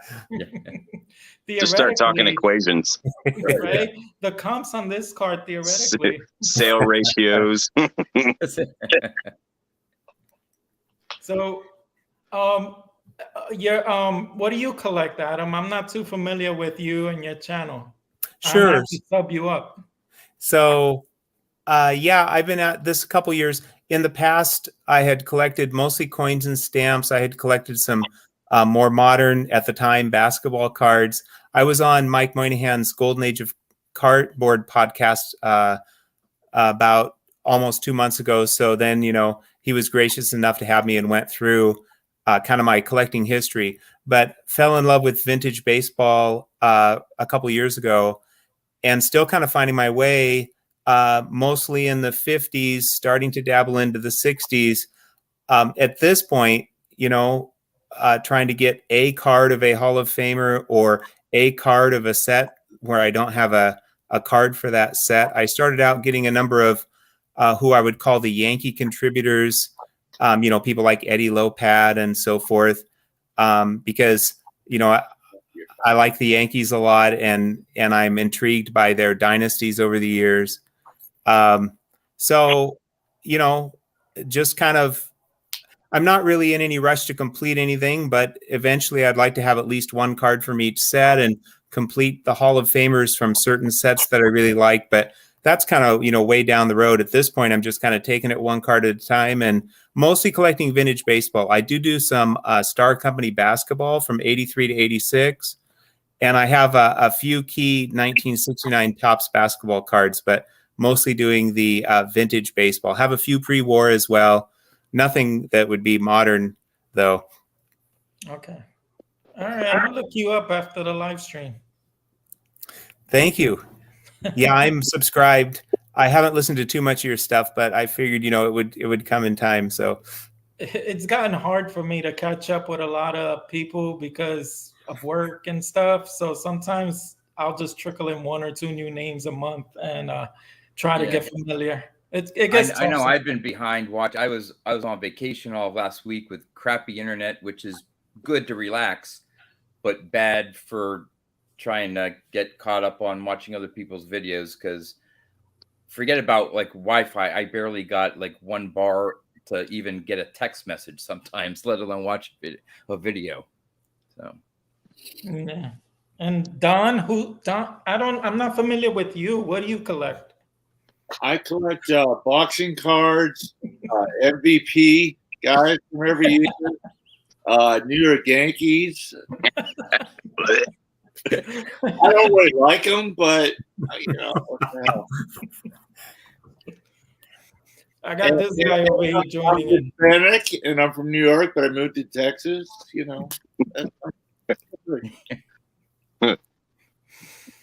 I can't wait till a few days later. We'll be hanging out. I know. Yeah. Now, is everyone getting there Tuesday, or is it Wednesday that you guys are coming in? Wednesday for us. Okay. I'm coming in. You talked about going up Tuesday, right? Yeah, I'm going in Tuesday, so I'll be there Tuesday afternoon. Obviously, the show doesn't start till Wednesday, and then I have to leave probably sometime Sunday morning. So I don't think I'm going to get to the show on Sunday. So I'll be there Wednesday, Thursday, Friday, and Saturday. I got crushed a little today because I was gonna bring my Barry Sanders rookie card and get it signed by him, and then come to find out he charges $200 to sign his rookie card. Holy and then cow! I looked up comps for those cards. They're going for like $225. I'm like, I could have this card graded already and like a 9.5. Wow. What I don't understand is some of these guys charge more for like their rookie card to sign another card. It's like, good God. It's just who is it that there's one signer? I don't know if he's going to be there, but there's something that he refuses to sign. There's something that one of the it's a Hall of Famer. They won't do like art cards, like what Scott Reindeer Studios does. Yeah. There's guys that won't sign that stuff. No, but there's someone. Was it Henderson won't sign a base path or base? There's something that a certain player he refuses to sign, or certain whether he has a contract with some other thing for his signature for that, but he won't sign something in particular. I forget who it was. Wade Boggs won't sign anything for this guy named John. He's done with that must be a new rule. So Speaking of him, is he going to be there this year? Yeah, he's going to be there Saturday morning. First thing. I want to be with you. I want to be with you when you see him again to see if he really knows you. I would love that because I'd love to have someone videotape me. So yeah, you can be in line. That'd be cool. No, I'm being serious. That'd be cool. Yeah, I'm going to do the whole photo op thing, even though I have like 6 of them, but I'll get one more. That's pretty cool that he knows who you are. John, he lives like 10 minutes from me. I know. You said that you were tempted that he's in a gated community. And you're like, yeah, you can't get in. I sat there. So I'm a little bit of a stalker when it comes to seeing. So, your fire truck out? No, so I sat out in front of the gate because I've sent to him TTM. I know where his house is. I know what it looks like. And I sat out in front of the gate for like 15 minutes one day. I was like, I just want to see if he's out in his yard. Yeah. And at the time I had a beater car, so I was like totally out of place. And the bumper of my car was like looked like it had psoriasis. And nobody came, and I'm sitting there. I'm like, man, nobody lives it. Well, come to find out, it's like 4 houses on his road. So they don't. It's not like where I live, where you 15, 30 cars an hour coming through the place. But I did the same thing with Jeter when he built the big old mansion down off of Davis Island here, and I took a video for another friend, and I was going to send it to him, and I drove by, videotaping the house, and I realized, man, I didn't hit record. So I had to turn around, and 4 or 5 houses down the road, Vinny LeCavalier lives on the same road. So they see me drive by. He's out in his front yard with his giant poodle and his girlfriend at the time. And I drive by, and I did one of these. I had to turn around. So I turned back around, drove back by him. I did another one of these. I drove, and now there's a security guard sitting out in front of Derek Jeter's house. And I was really? Like, with my other hand, I kind of went like that and was videotaping as I was driving by. So it was a little embarrassing. Yeah. No, the only Boggs restraining order that I'm aware of is the big Boggs fan, my buddy Rich. Everyone jokes that if Wade ever disappears, he's in his basement in south of Chicago. So, but he was down. My buddy Rich was down in the Orlando area. Took his family down to Disney World, and he reached out to Wade. Wade actually invited him over to his house. Oh wow! He got to see his trophy room and all. So he didn't take any videos, but he has a couple pictures and stuff. And I have to say I am a little jealous, but he is the #1 Boggs collector, so he does get that sort of reward of seeing Wade's house. But yeah, that's awesome. Are you getting something signed this year? Yeah, I did I made a custom poster, not full-size poster, but maybe 11 by 17. I just created it myself for, let's see, now there are, I think, 8 members of the Boggs Trust, we call ourselves, that, we preserve the cards and memorabilia of Wade Boggs, our little museum and all that stuff. So we call ourselves the Boggs Trust. So I made it as a Christmas present for everyone in the Boggs Trust. And so far, I think 3 or 4 of them have met Boggs at different events, and they've had him sign that poster. And so eventually what we want to do is to get Boggs' signature and all the signatures of all the Boggs Trust members on that poster. So I'm going to take that out to the National. There may be 1 or 2 other of the, there may be 3 members of the Boggs Trust in addition to myself at the National. And so I may be able to get a few signatures on that poster. So that's really, I mean, I have so many other stuff. I don't have a personalized ball, but I can always get one later. And yeah, because I'm in with Wade Boggs. I can always get one later. There you go. Hey, Wade, John. I don't know if I told you a story. I met him at a Yankee Palooza event in northern New Jersey. Took out a Yankees jersey for him to sign. Got in line. We were chit-chatting. I think at the time he got a new Yorkie, and I had just gotten a Yorkie. So I'm like, hey, how's your Yorkie doing? And we were just chit-chatting a little bit. And so he's talking to me, and he's signing. And I told him what to sign, like to John, whatever. And so he's writing, he's talking to me, and he goes, hey, thank you. And I'm like, hey, great to meet you, and all that stuff.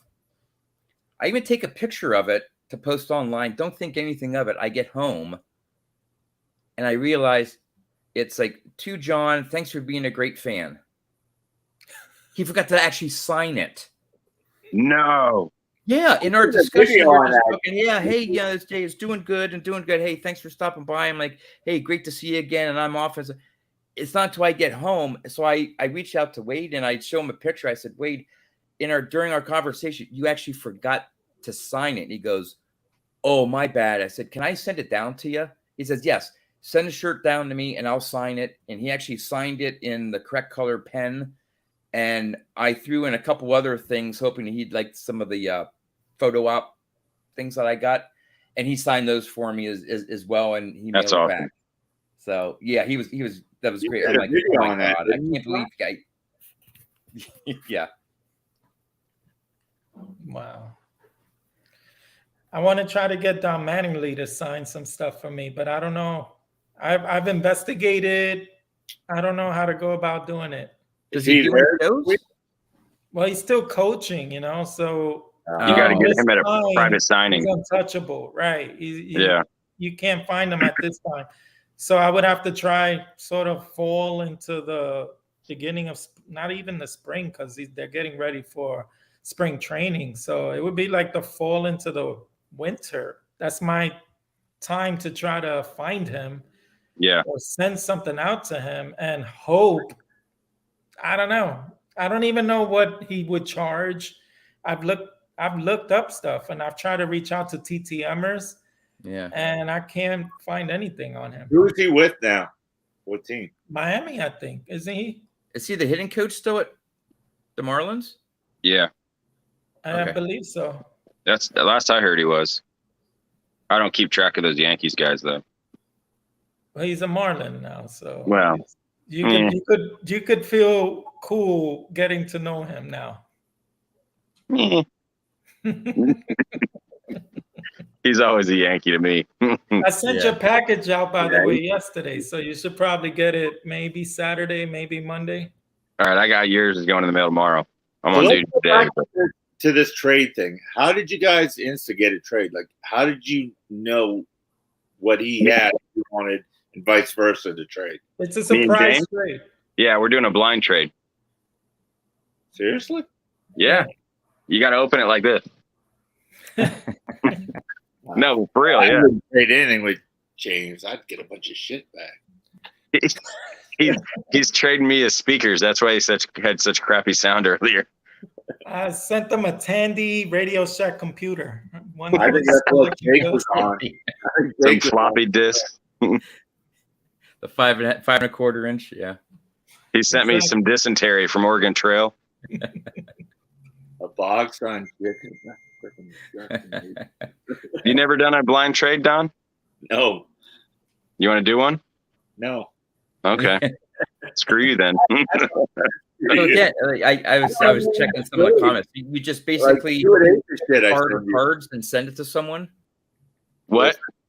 Do you basically just send a card or cards to someone, and they sort of at the same time send some to you, and you don't know the value, who the players are? It's just good. Yeah. Okay. It's literally out of trust that you're gonna outdo the other. So my mission is to outdo the other.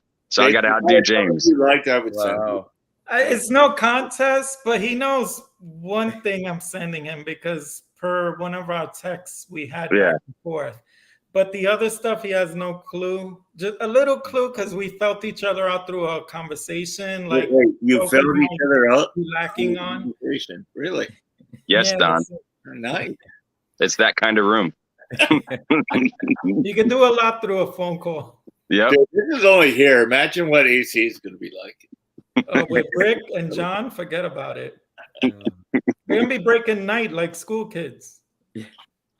Dude, the stuff happens at the National that you just either regret or you just remember. And I was outside. What hotel was it? It was in Chicago. So it was, maybe the DoubleTree. It was right across the street. And we were all hanging out in the lobby there. And there's a bar there. And we see LT, the real LT, Lawrence Taylor, sitting at the bar, drinking his scotch. I was like, I'm going to go over and buy him a drink. You know, everybody's asking for his autographs. I went over. I was like, can I get a beer and buy him whatever he's drinking? Well, my beer was $7. Yeah. My bill came to $45. And I was like, that's an expensive glass of scotch that had that much scotch in it. We're outside about 2 hours later, and one of the other YouTubers was like, hey, I'm sitting there looking at him. I'm like, is that LT sitting over there now? So he's sitting over there smoking a cigar. And I'm like, I bet you I could tackle him into that flower bed and run. And he goes, I got 5 $100 fresh $100 bills that says you won't do it. And I was like, in my head, I saw a Ted Williams card sitting on that flower bed. And I was like, I could hit him and run. Like, he's not going to catch me. And then one of the other guys goes, stop thinking what you're thinking. Go inside. I was like, all right, I'll go inside. I won't do it. But I was like, for a split second, I thought I was a lineman and I could take him out.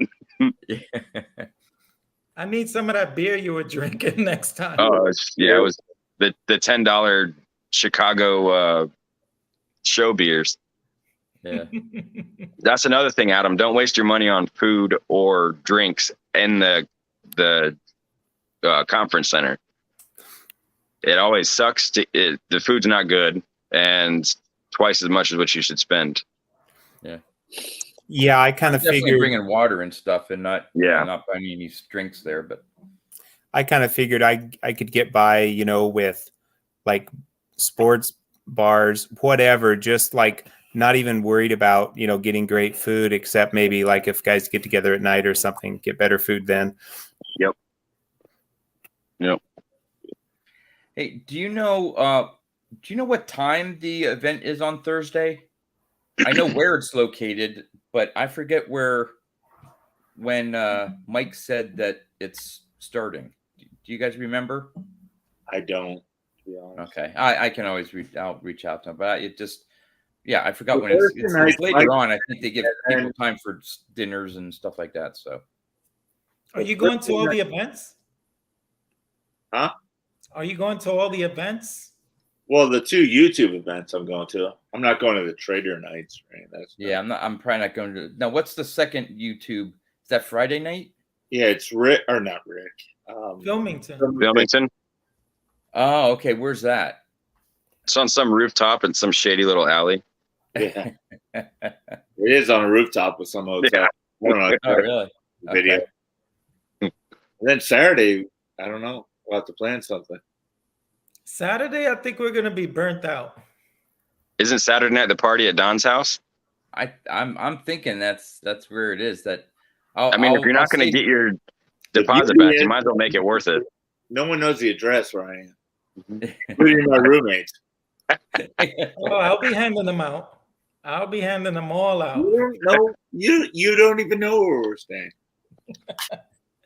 What?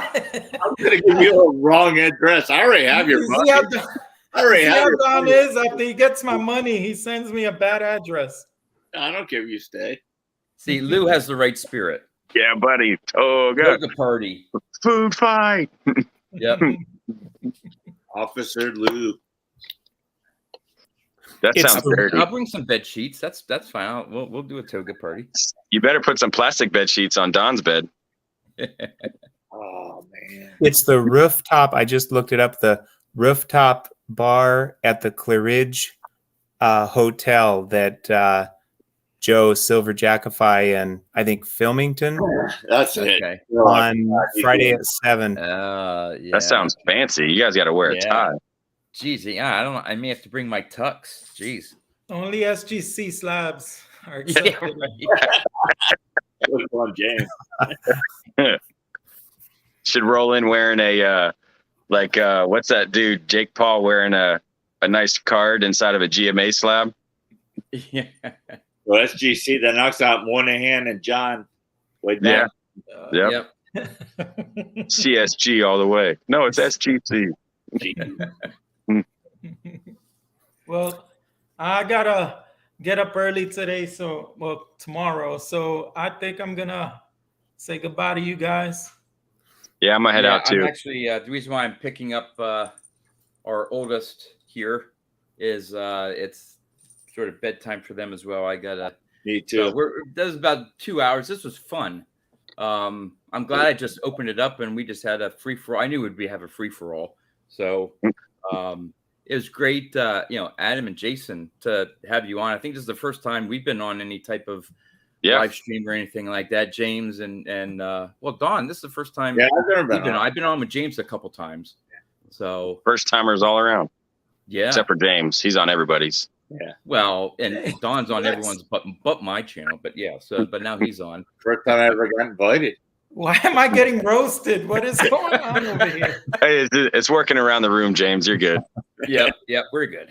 That's Thank you, because guys. you're pissed off. You sent me a text, let me in, and I didn't let you in. That's why. And this is the I second did. You and George. You guys are both on my crap list. I'm sending you a box of dog food. Wow. Better than dog, something else. That's true. Well, yeah, everyone except Jason, and Jason hopefully be next year. Yes. I guess I'll see all you guys at the National, and really looking forward to it. I think I know I'm going to have a blast. So, And Jake was great on here tonight. He had a lot. yeah. Oh, I loved his appearance. I mean, such insight. His beard looked good. Yeah, right. The big unit in the back looked good. At least we could stare at that. No. Nice. You guys have a good night, man. Thanks for having me on. Yeah, thanks, All John, for putting this together. Appreciate it, buddy. We'll see Yep. y'all See ya. All right. Hey, take care, guys. later. All right. I'm going to see if I can figure